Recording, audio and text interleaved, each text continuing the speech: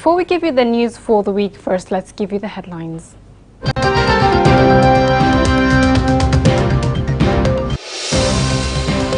Gaza has simply become uninhabitable. South Africa vs Israel. Over 1,000 organizations unite in support of South Africa's genocide case against Israel at the ICJ. Na ule Mwakenzi ule hatoki jela tena. Ule hatoki jela, atazekea pale jela. Shaka Hola massacre. Suspected cult leader Paul Mackenzie faces terror charges of mass deaths as court orders mental test of the suspects.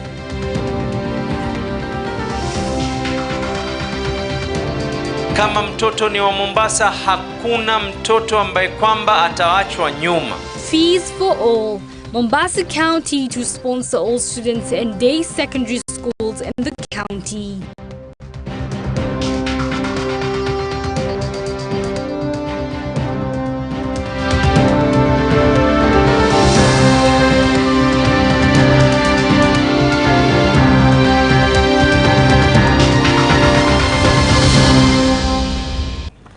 Now, on our top story, more than 1,000 popular movements, political parties, unions and various organizations worldwide have called on countries to endorse South Africa's genocide case against Israel. The organizations have urged national governments worldwide to promptly file declarations of intervention in support of the South African case against Israel at the International Court of Justice.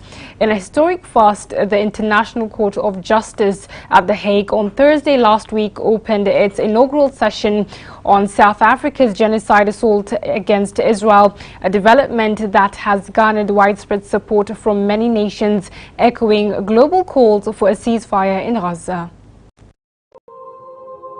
Israeli occupying forces have bombed hospitals, residences, United Nations refugee centers, schools, places of worship and escape routes, killing and injuring tens of thousands of Palestinians since 7th October 2023, with more than half of the dead being women and children. South Africa has a long history of close relations with Israel. For this reason, it did not bring the dispute immediately to the attention of the court. The South African government repeatedly voiced its concerns in the Security Council and in public statements that Israel's actions had become genocidal. On 10 November, in a formal diplomatic démarche, it informed Israel that while it condemned the actions of Hamas, it wanted the International Criminal Court to investigate the leadership of Israel for international crimes, including genocide. According to the Palestinian health authorities, over 23,000 Palestinians have since been killed, with over 60,000 injured. There is an urgent need for provisional measures to protect Palestinians in Gaza from the irreparable prejudice caused by Israel's violations of the Genocide Convention. The United Nations Secretary-General and its chiefs describe the situation in Gaza variously as a crisis of humanity, a living hell, a bloodbath, a situation of utter deepening and unmatched horror, where an entire population is besieged and under attack, denied access to the essentials for survival on a massive scale. The United Nations has reported that 85% of the population of Gaza is already internally displaced amid acute shortages of food, clean water and medicine, while 60% of the enclave's infrastructure is damaged or destroyed. As the United Nations Under-Secretary-General for Humanitarian Affairs stated last Friday, and I quote, "Gaza has become a place of death and despair. Families are sleeping in the open as temperatures plummet. Areas where civilians were told to relocate for their safety have come under relentless bombardment. Medical facilities are under relentless attack.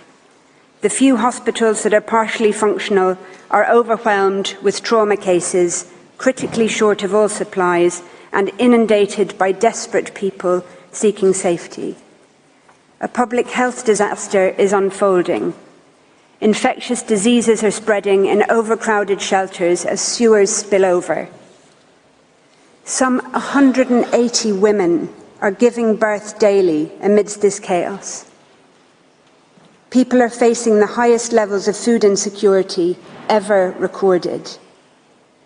Famine is around the corner. For children in particular, the last 12 weeks have been traumatic. No food, no water, no school, nothing but the terrifying sounds of war, day in and day out.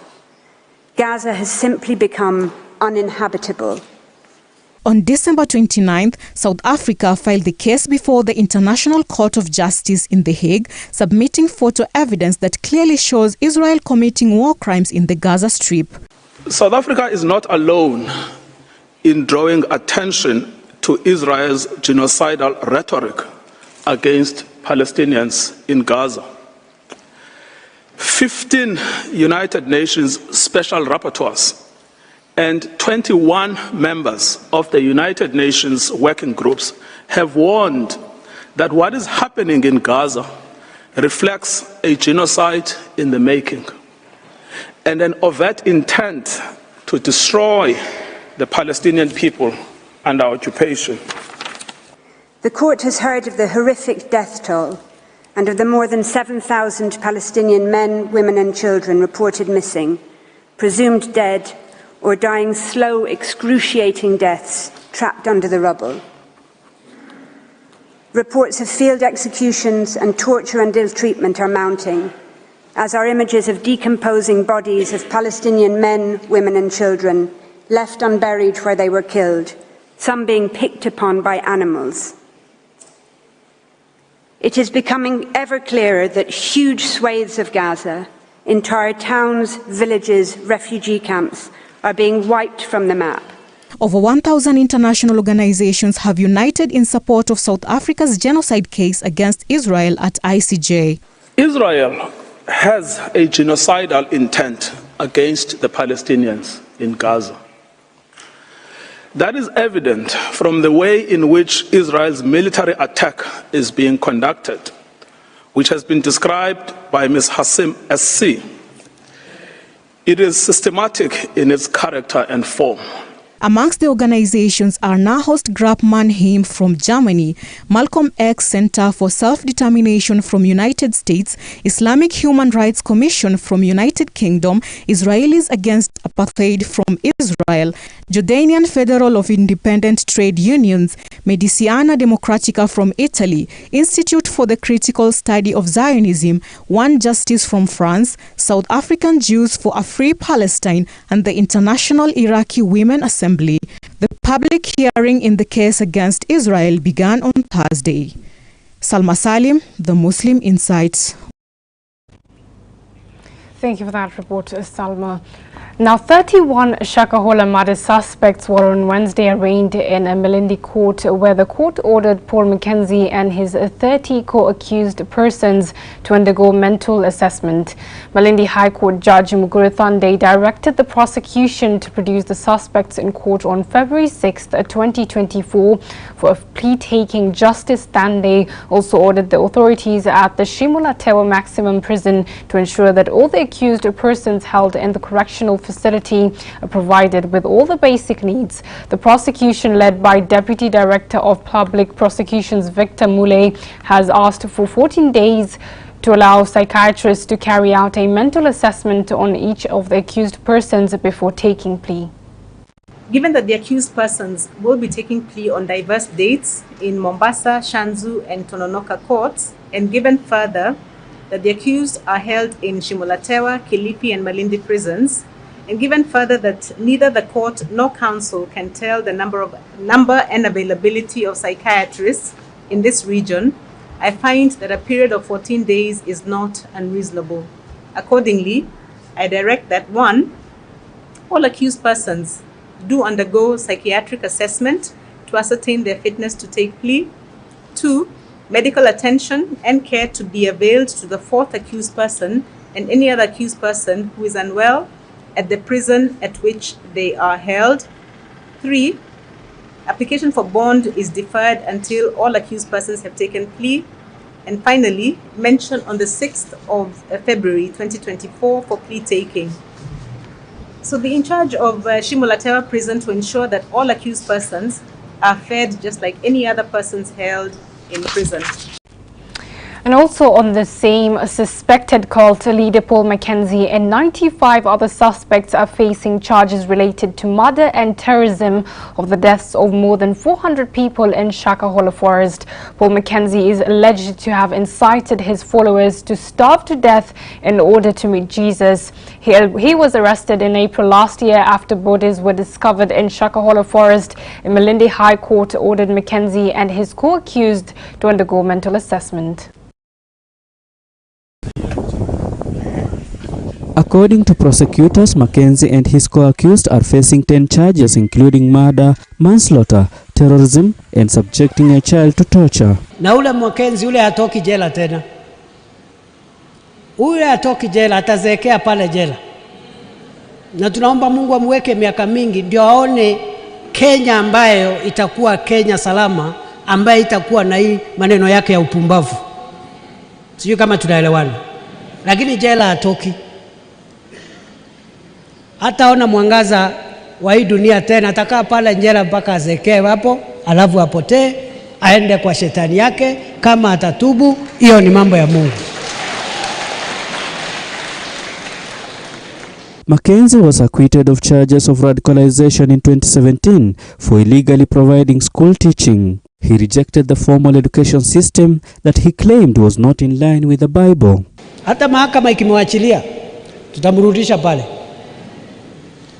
Sababu mahakama zetu za ingine tunaambia watu huyu ni mkora, ameua watu, wanasema iko haki, sijui katiba gani inatumika, wanaachilia. Hata wakimwachilia, ule bwana atazeekea pale jela na atatoka jela aende akakutane na hukumu ya Mwenyezi Mungu. In 2019, he was also accused of links to the death of 2 children believed to have been starved, suffocated, and then buried in a shallow grave in Hola Forest. He was released on bail pending trial. Na ile grupu yote ya wahubiri wapotofu wanatumia dini kuua watu, kuwanyanyaza, kuwanyang'anya mali yao, ukiwadanganya na mambo ya bure na mambo ya aibu, badala ya kuambia watu watoe sadaka, roho safi, kulingana na uwezo wa mtu, unanyang'anya mtu mali yake, anauza mali yake yote, anakuwa fukara, alafu unamuua. Hao wahubiri siku zenu zimehesabika. Autopsies have revealed that the majority of the victims died of hunger, but others, including children, appear to have been strangled, beaten or suffocated. And I am convinced that even though Mr. Mackenzie and the other criminals succeeded in hurting this country so badly, this unfortunate event is going to provide the turning point for Kenya. And I want to stand before you, brothers and sisters, fellow Kenyans, and the entire world. I stand before you and before God to promise you that this government will do whatever it takes, will do whatever it needs to be done to make sure that never again do we have the kind of damage that we got at Hola Forest. Urban Shihemi for the Muslim Insight. Thank you for that report, Urban. Now, the Federation of Women Lawyers has condemned the increasing femicide cases in the country. In just 2 weeks, Kenya has witnessed the death of 2 young women, Starlet Bahu, whose lifeless body was found in an Airbnb in South B, Nairobi. In another incident, a 24-year-old woman's mutilated body was found stuffed in a paper bag of Thika Road in Nairobi. The killings have sent shockwaves across the country, with many calling on on the government to take a stern action against the perpetrators.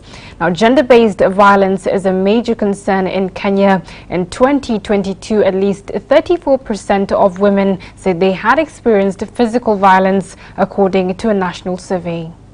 FIDA Kenya is deeply concerned by the increasing instances of violence against women and girls, and particularly the gruesome murder of one starlet who deceased in circumstances disclosing violence against women in the form of intimate partner violence, IPV. Barely a week later, FIDA has learned with shock of the murder of a woman whose body was found at an Airbnb located in Roysambu under circumstances suspected to have been again another case of IPV. Yesterday, it was reported in Langata Estate, yet another woman is reported to have jumped from a third-floor apartment in very unclear and disturbing circumstances. Ladies and gentlemen, in Machakos, a female university student was recently found stabbed to death in her boyfriend's house. A first-year student at Masai University's body, Masai Mara University, a body was found in a bush near the campus, raped, burnt with an iron box, strangled last year.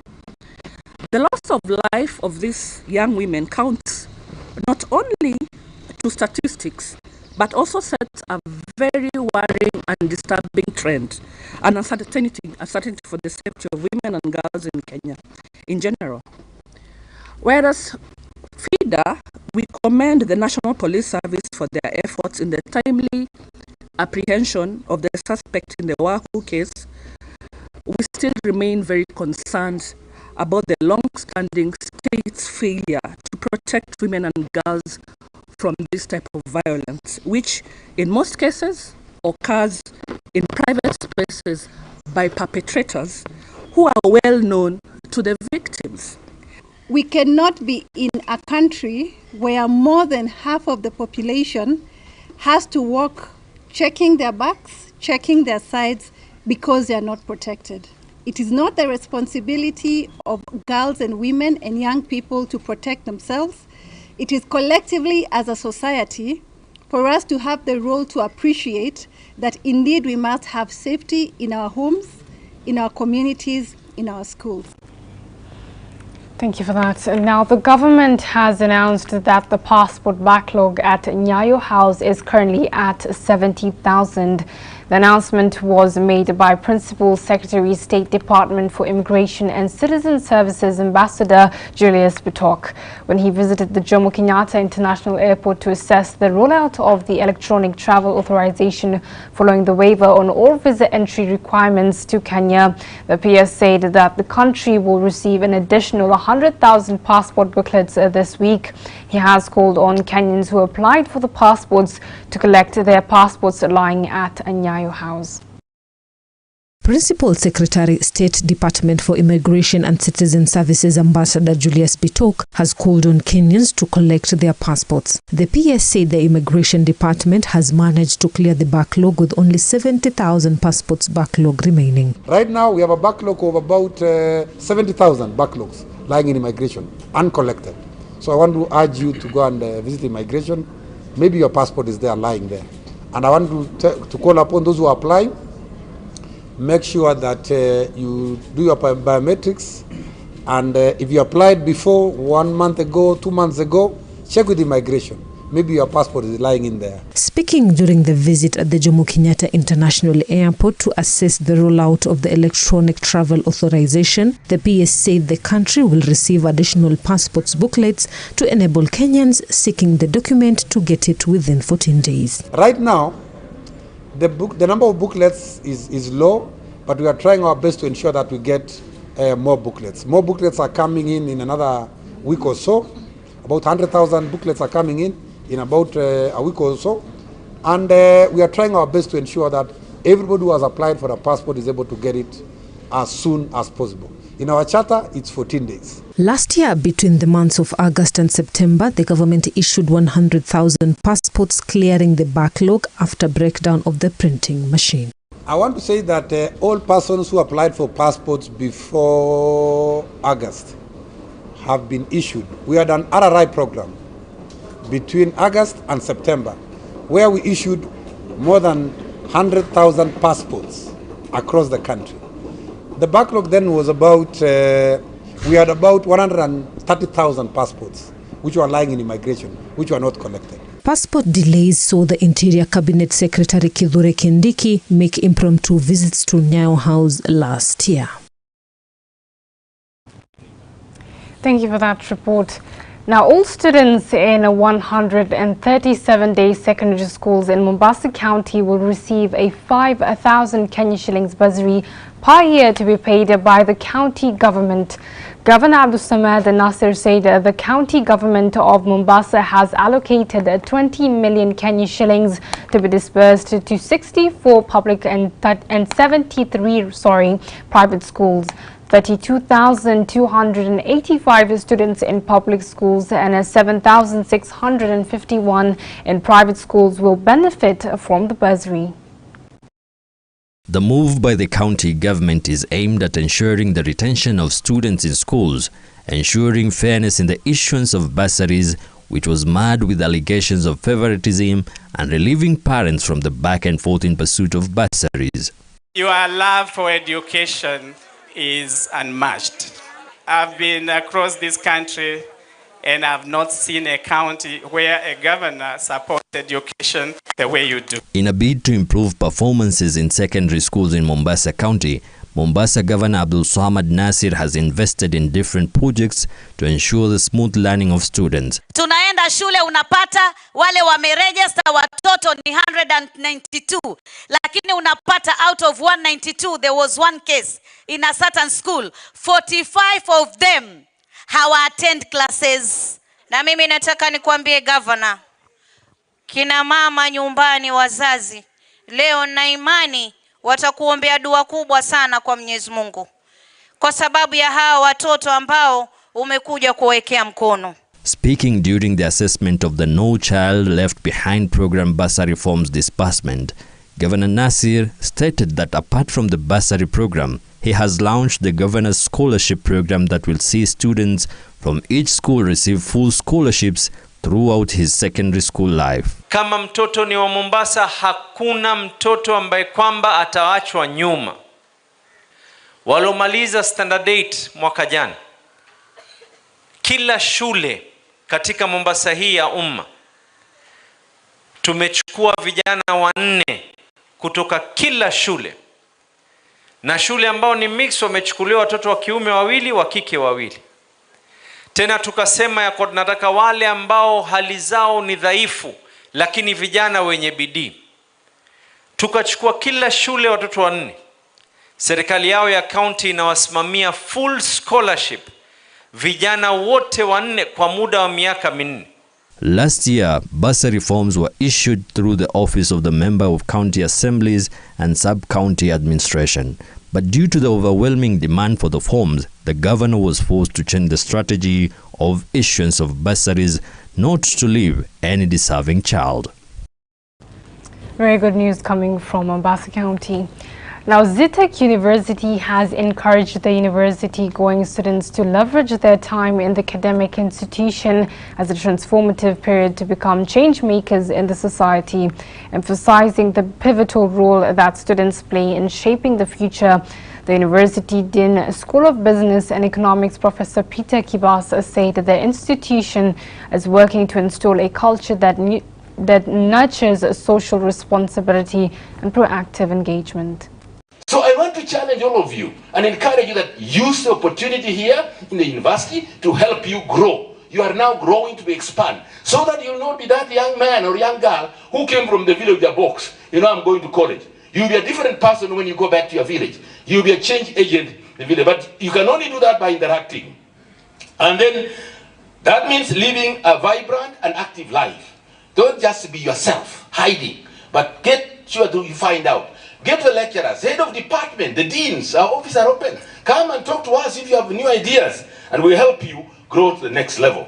Finally, God has good plans for you. That's what I can say. You are not here by accident.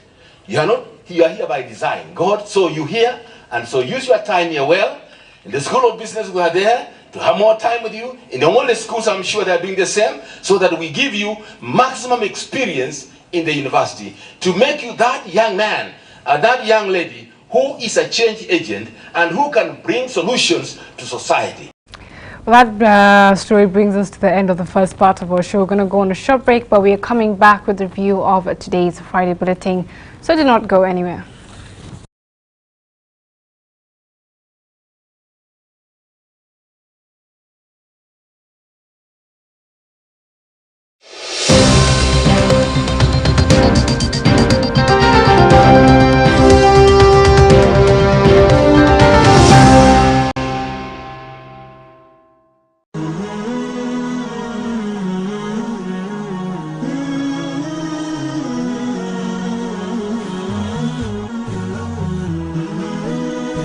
Horizon TV, the beacon for the nation. أعوذ بالله من الشيطان الرجيم. يا أيها الذين آمنوا إذا نودي للصلاة من يوم الجمعة فاسعوا إلى ذكر الله وذروا البيع ذلكم خير لكم إن كنتم تعلمون. Enyi mlioamini, munapoitwa kuhudhuria swala ya Ijumaa, fanyeni haraka kuikimbilia, muache biashara zenu, hilo ni bora ikiwa mwelewa.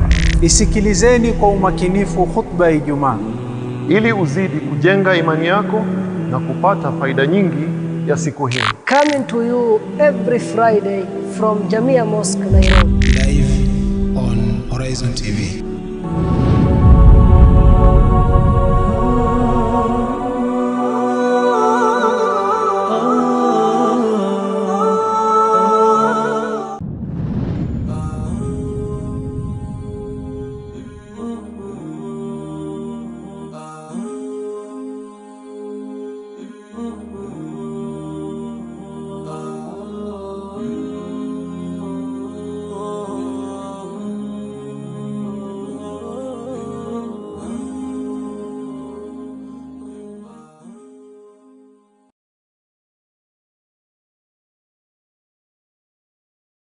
قال تعالى في محكم تنزيله بعد أعوذ بالله من الشيطان الرجيم. Ninasaha kutoka pwani. هذا الدين قال الله قال الرسول قال الصحابة هم أولو العرفان.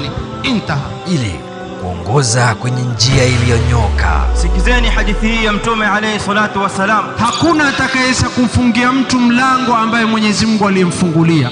Kuimarisha imani yako. Thabbit qulubana ala dinik wa ala ta'atik. Ungana na mashekhi wetu kutoka pwani kwenye mimbar. Mimbar zinamwakilisha Mtume sallallahu alayhi wasallam. Ni Jumamosi na wakati saa 3 usiku katika Horizon TV, runinga uipendayo.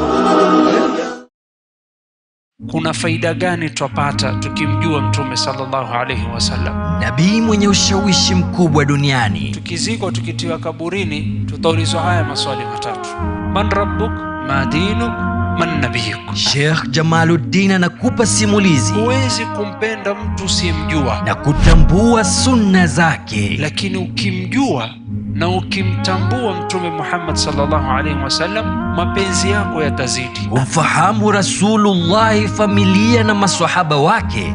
Tazama sira ya Mtume kila Jumatatu saa 1 jioni kwenye Horizon TV.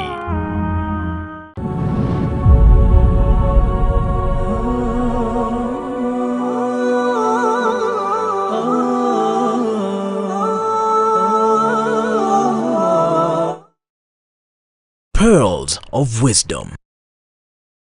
Abu Sa'id al-Khudri, may Allah be pleased with him, narrated that the Prophet sallallahu alayhi wasallam said, O Allah, I take refuge in you from anxiety and sorrow, weakness and laziness, miserliness and cowardice, the burden of debts, and from being overpowered by men.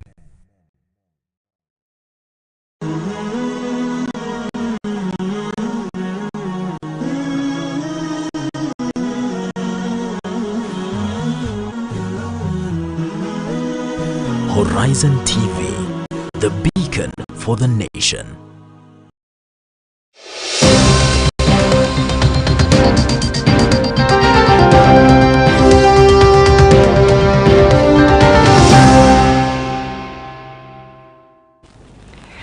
Assalamu alaikum wa rahmatullahi wa barakatuh. Thank you so much for staying with us here on Horizon TV. And now we're back with a review of today's Friday Bulletin. And if you get your copy, or when you get your copy for today's Friday Bulletin, the first story on the front page is all about SUBCAM signing the 2024 Hajj agreement with Saudi Arabia. And joining me in studio to review today's Friday Bulletin is none other than Musa Mwale. Assalamu alaikum. Wa alaikum assalam wa rahmatullahi wa barakatuh. How are you? Alhamdulillah. Thank you so much for coming in. And it's always a nice time, reviewing the bulletin with you. And we're discussing the first story. It's all about SUBCAM and the Hajj deal that they've made with Saudi Arabia. And I know that this comes at a time where there was need to, to have certain agreements formalized, obviously, to prepare the 2024 Hajj.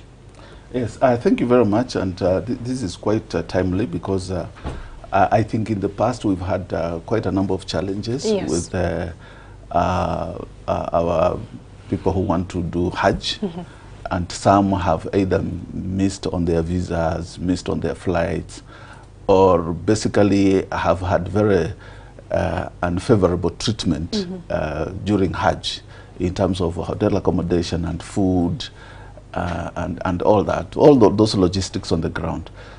So signing this agreement is good because then it puts in place mechanism through which people can, the Hajj can get protection, especially from the ministry or the administration of the Hajj arrangement in Saudi Arabia, because then they will be aware of who is coming and what arrangements are there. Because we've had, unfortunately, quite some agents who have mishandled the whole logistics for Hajj, and some have actually lost out on the real meaning of making their Hajj. Yes, and we've also seen in some cases as well people getting stranded when they get to Saudi Arabia. And hopefully, do you think this is the right move? Yeah, this is quite right, because as I mentioned, all those logistical challenges will be handled. And then this will also read out all those agents who have not been very keen on the ibadah aspect, but just making money out of the whole situation.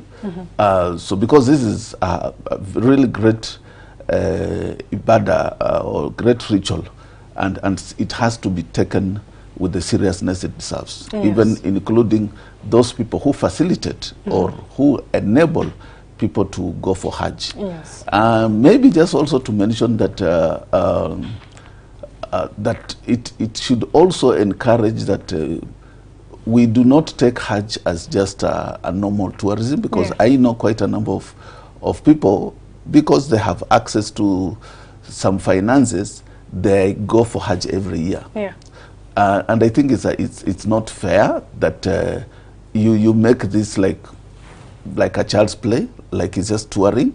It has very deep meaning, and yes, if you have the resources, you can go as many times as you wish, but just facilitate other people also to be able to go. You know, your local imam, your parents, you know, your family members, needy family members, so that you do not have to go every year.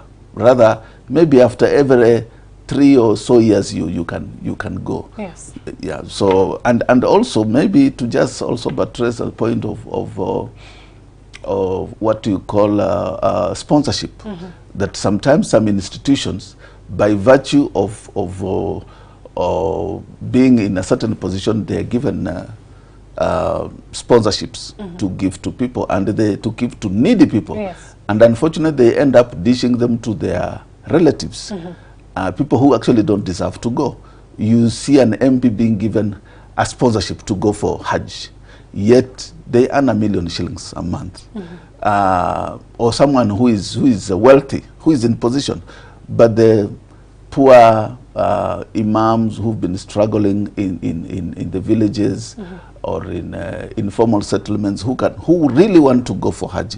They cannot afford to go for Hajj. They miss out on such opportunities. So it's just to encourage those institutions that have access to some of these sponsorships to consider the really deserving people who have to go for Hajj and not distribute them amongst their cronies. Yes. Yes. Very well put. And I'm seeing also there people have been told that whoever is planning on going for Hajj this year, inshallah, should submit their applications between March 1st and April 29th.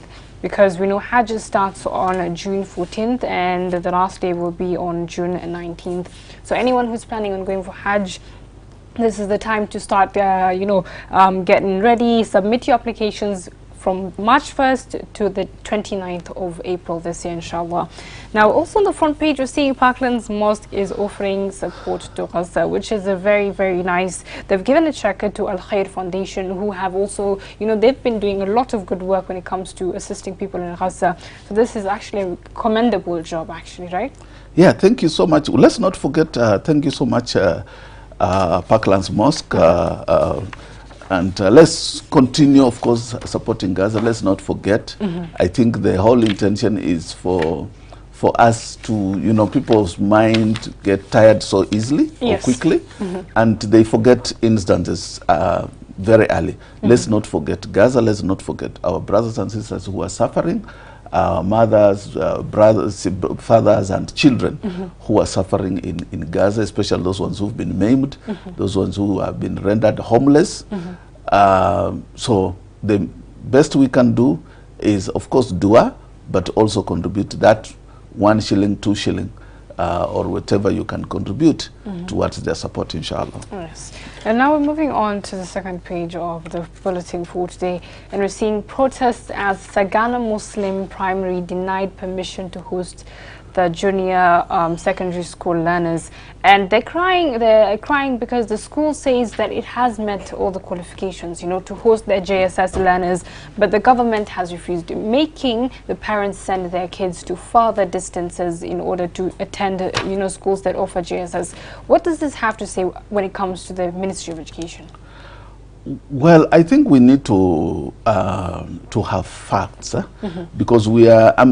Personally, I'm not really sure, because what has happened in the past is issues have come to the fore, to the media, and without concrete facts.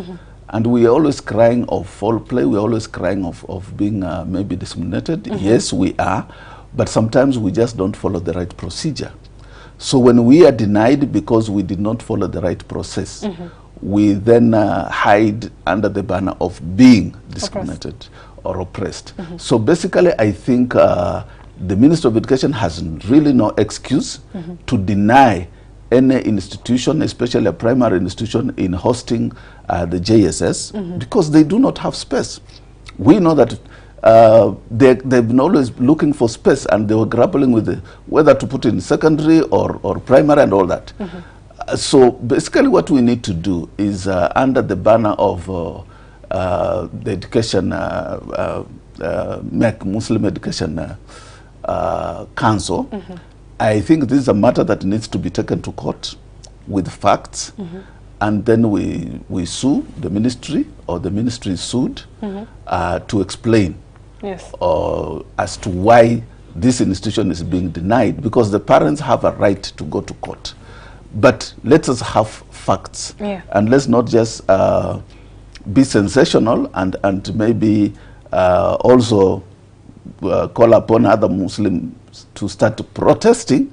Yet when it comes to the actual facts, you realize that we did not we have the right things, but we did not follow we might not have followed the right procedure. Very, very true. Yes. And now also on the same page, we're seeing that Jamia's Zonal Quran competition for boys kicks off next week, inshallah. And this has been happening, from different zones. They'll come together, they'll compete, and then the best will come to Jamia Mosque, and they'll have, it's a way of ushering Ramadan, and it's a way of encouraging, young kids to obviously memorize the Quran. Alhamdulillah. What do you have to say about this? well, I love this, and I've always congratulated Jamia Mosque Yes. for this move. And many other mosques should also pick up the cue of organizing such events. But then this is good because it instills that discipline, that love for Quran. Yes. And to whoever, of course, in the West, people have been up in arms trying to ban the copies of the Quran. So I guess that as the more of us are able to memorize the Quran, the more useless their actions would be, because they're banning the physical book or the physical material, but then it's engraved in people's hearts and people's minds. Yes. And they cannot do anything about it. They cannot snatch that away from us. Very, very true. We're also seeing on the same page, we're seeing Star of Hope Association opens up a girls' secondary school in Isiolo. And I know that the times where we've mentioned about the amazing, work that the Star of Hope Association has been doing when it comes to assisting people during drought. It's come to obviously assisting vulnerable families during the month of Ramadan. Alhamdulillah, now they've opened up a girls' secondary school in Isiolo. What do you have to say about this when it comes to their organization? Well, this is for me is much better, because this is putting in place the infrastructure to help the community, other than just responding. Yes, what they've been doing is responding to a need, especially to firefighting on issues of hunger, issues of drought, and those are temporary issues that come and go. But education is permanent. So putting in place infrastructure is really great. We know that we have had a number of court cases where our girls have been denied adorning hijab, and it's high time we have our own institutions. So the more we have our own institutions, the less the need to join those institutions that discriminate against us and our values, and the need for them now to want to embrace us, because they will be losing the market. Because alhamdulillah, the number of Muslims is really growing, and soon no one will ever want to wish us away, because we form a specific category of relevance. If we boycott those schools, we boycott either government schools or private schools, and we go to our own schools, then some of those schools will be empty, and the need for them now to embrace our values to attract us. Yeah. And now also the same page, very good news coming from Turkey, where they've announced 2024 scholarships. And the Turkish government obviously announced its most comprehensive bursary and scholarships. And the unique thing about this, and I'm reading here right now, it says, what makes this bursary unique is it not only includes financial support, tuition fees, accommodation and health insurance, but also provides university placement and academic, social and cultural facilities to those who, have been awarded the scholarship. And obviously, for anyone who's interested in obviously applying for this bursary, it is open from January 10th to February 20th, 2024. They can head over to the portal www.turkeybursary.gov.tr. And I know this is something that you probably have mentioned once in a while when it comes to awarding bursaries to those who need it, and also encouraging students to go out and look for such opportunities. Yes, now that the Kenyan, the economy is not doing so well, yes. and the support to education, especially university education, our college education by government, is really challenged. It's a good opportunity for especially members of the Muslim community, yes, to really go out there and look for these scholarships. Yes. And it's good because this is direct, doesn't involve any intermediary, and therefore the chances of being, of having corruption within that sector is less, and therefore people should apply as many people as possible to go and study, but also to just encourage those who will be lucky to qualify to actually make proper use of the scholarship opportunity, rather than to go and involve themselves in non-academic things. And when they come back, of course, having benefited from the community resources, they should also try to give back to the community. And I challenge students, especially those who come to me to recommend them. Yes. I ask them, what do you do in your neighborhood? Do you ever, if you are seeking to go to university, do you ever assist the class 8 students with their tuition and all that within the mosque, within the neighborhood? So even when you are pursuing your university education, when you come back during holiday, are you going to volunteer also to help your brothers and sisters within the community to perform better, so that they can also be able to meet the requirement either to go to college, to go to university, or to pursue other things that they are, careers that they are better in. So it's good for people to get the scholarship, but also just to encourage people who are able to pay. Let them not rush for these scholarships, for God's sake, because their kids might be able to qualify because of the opportunity they have had, but then they are denying someone else who is really needy. That's true. And because the competition was very high, they did not qualify. You know, so for those ones who can afford, please refrain from going for these bursaries and going for these scholarships. We've seen in the past, you know, kids from wealthy families are the ones who are landing scholarships to go and study, and yet these scholarships are meant for the needy and for the less endowed. So while we encourage students to go out there and apply, but we also encourage those ones who are able to pay to actually look for opportunities where they can pay. Yes. Also something that's also on the same page is over 1,000 people in Kisumu have benefited from a free medical camp it's at Kaloreni Shaurimoyo in Kisumu, where they benefited from free medical services that was offered by Star Hospital and partner organizations. And it's always nice, as you know, when we constantly talk about giving back to the community, this is some of the ways, you know, whatever profession you're from, this is some of the ways that you can definitely give back to the community. Now, the story that I want us obviously to touch on is all about South Africa's case. You know, there's something else that I want us to touch on over there. It's all about social media. So I don't know, Sheikh, which one would you prefer? We start with that and then we go to South Africa? Let's start with South Africa, because South Africa, being a non-Muslim country, has really put to shame the Muslim countries, or the Muslim majority countries, and more so the Arab countries in the Middle East, because South Africa has taken this matter seriously and taken the matter to court. While majority Muslim countries did not have the guts to confront this. It's a shame. It's a shame to, you know, to the Gulf countries, you know, the Qataris, the Saudis, you know, all those, the Egyptians and all those countries, that a non-Muslim country led by a non-Muslim or non-Muslim leaders have seen the atrocities and the genocide and the human rights abuses that are being meted against the Palestinians, the innocent Palestinians. And the so-called champions of human rights, the US, the Britain, German, and all that, are busy watching.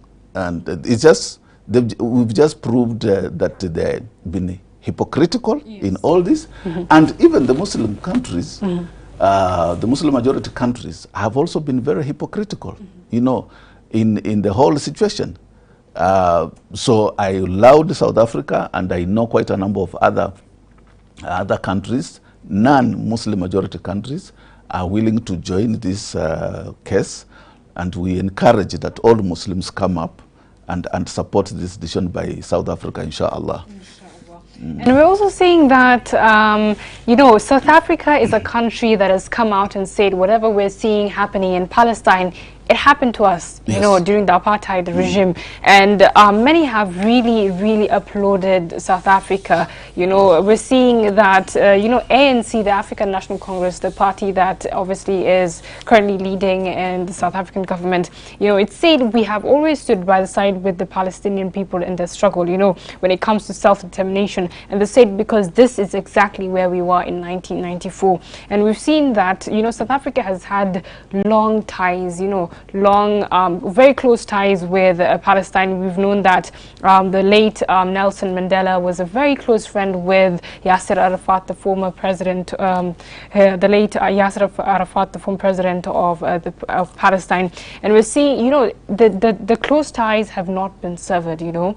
South Africa has decided, you know what, if these countries are not going to take action, we're definitely going to take action. And there was a poster of one of the protesters saying, hats off South Africa, where, you know, we've come to admire the country itself, and it's actually a very good move. Yeah, this is quite good, and congratulations to South Africa once again and its leadership. Yes. And shame to the Muslim majority countries that have done nothing but kept quiet when their brothers and sisters are being massacred. Yes. And that clearly paints a picture also to us in Kenya. What are we actually doing to support the Palestinian cause, and obviously the case that's been brought by South Africa? You know, being a fellow African country, that really raises a lot of questions, you know. And now the second story that I definitely want us to finish up on is the interaction between men and women on the internet. And I know this especially at a time where social media is everything that we do. You know, everything that we do, everything that we're constantly, the communication is through social media. And that's on the 4th page of the Friday Bulletin. Yeah, well, it's a challenge that with technology, it comes, there are a lot of advantages, but there are also quite a number of disadvantages. Initially, when our society was really closed, communication was one-on-one, and therefore we would really easily observe the rules and values. But now, in your own bedroom or office, you are able to interact with the entire world. And unfortunately, no one is there to sanction self-discipline. It's about a person really sanctioning themselves not to cross certain limits and boundaries. You know, it's about the fear of Allah subhanahu wa ta'ala and just doing what is right.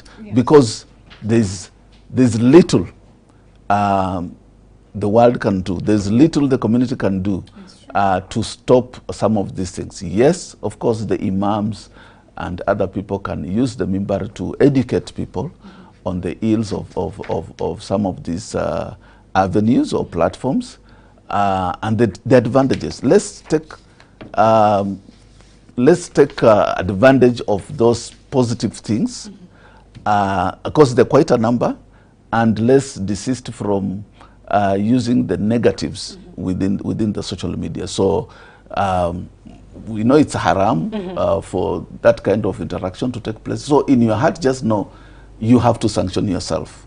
No one will be there to sanction you, because it's your phone, it's your gadget, it's just you and the phone and the person you are communicating with, and therefore it's just fear of Allah that will have to drive us.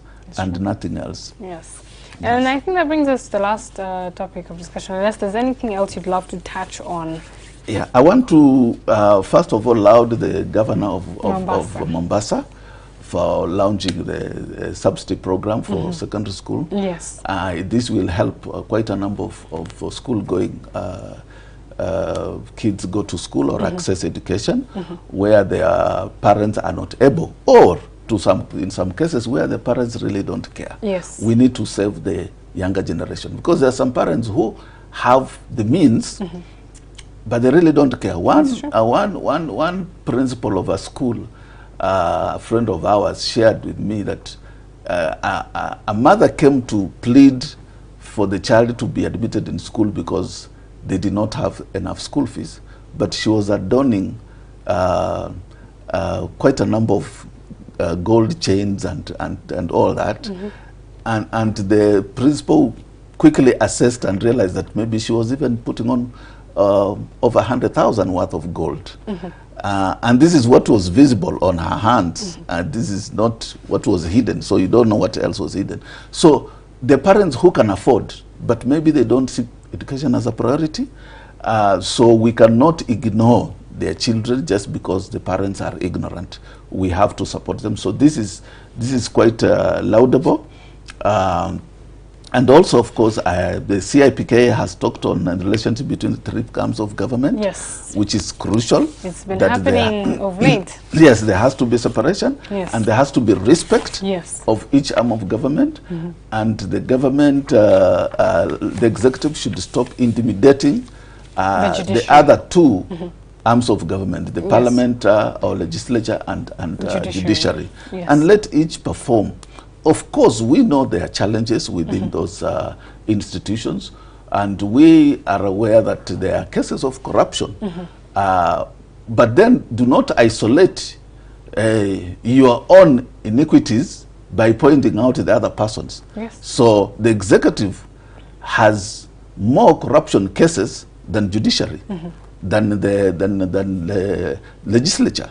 So let us address, if we are matter of addressing corruption, let corruption be addressed in totality and not isolate one group or one arm of government and say it's corrupt just because it's not doing things in accordance with our wishes. So I, of course, laud CAPK for bringing that out.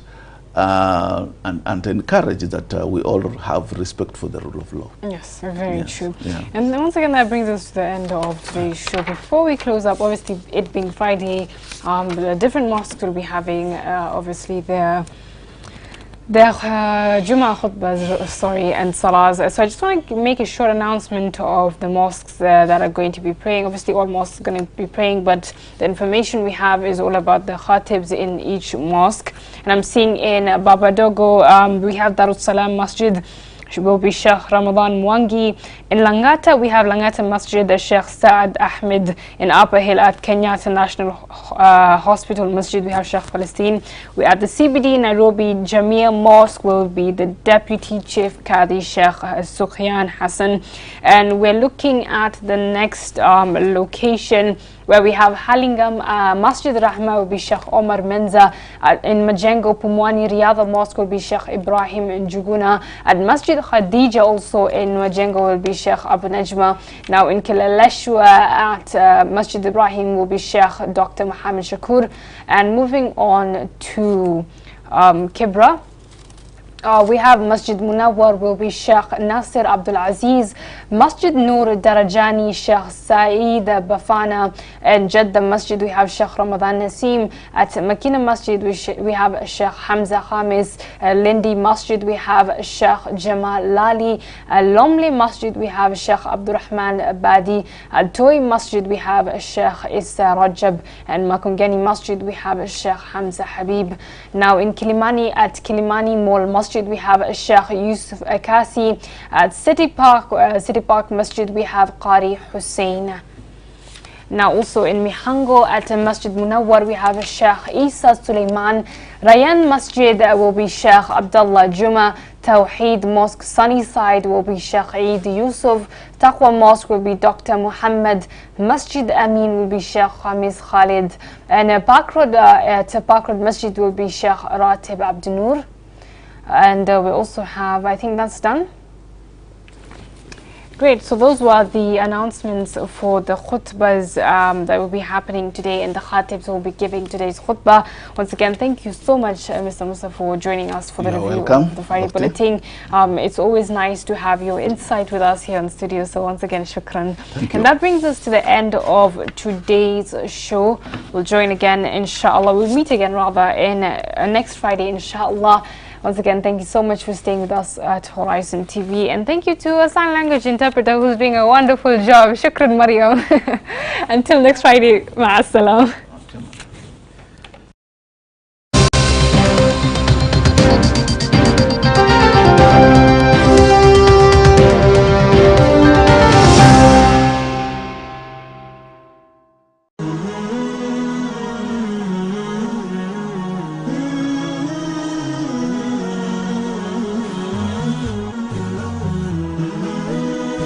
Horizon TV, the beacon for the nation.